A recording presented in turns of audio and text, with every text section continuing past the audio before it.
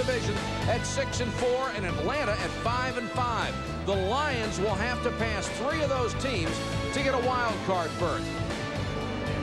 Good evening, everybody. Mike Patrick along with Joe Theismann. It's great to have you with us. The Bucs come in only 2-7 on the year, but one of those wins was over Detroit, 24-14 in October. In fact, the Lions are one of only 2 teams in the entire NFL to have an all-time losing record against Tampa Bay. Joe, a couple of weeks ago, Sam Weiss gave the quarterback job to Trent Dilfer, but he has a rib injury now, so Craig Erickson, who engineered that first win, is back in there. Well, you know, Mike, in that first meeting, Craig Erickson was a real stabilizing force. He didn't commit any turnovers, and he led them to 3 scoring drives.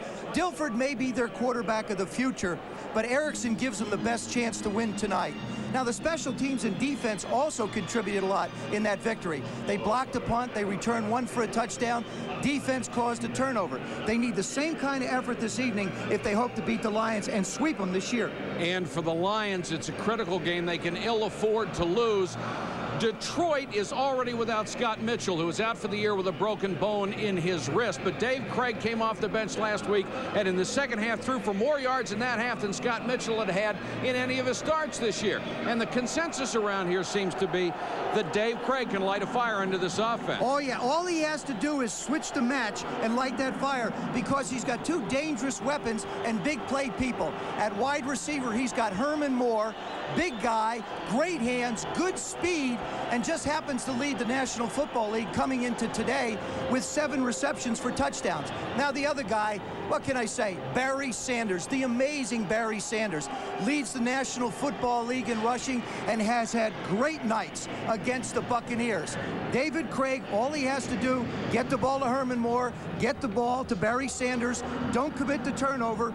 Lions got a real good shot at winning this one. And Tampa Bay's defensive focus will, of course, be Barry Sanders. Mark Malone has more on that. Mark? Well, Mike, as you can well imagine, anyone given the sole responsibility of stopping Barry Sanders is a prime candidate for our Sunday night spotlight. Tampa Bay will be relying heavily on all-pro middle linebacker Hardy Nickerson to keep Sanders from running away with this contest tonight. Now, the Bucs defense is designed specifically to keep Nickerson free and allow him to make some tackles. Our spotlight camera will be on him every step of the way, and then I'll come back and show you some video updates. We'll have the hits, the misses, and the reasons why Nickerson is or is not having an effect on Barry Sanders. Mike?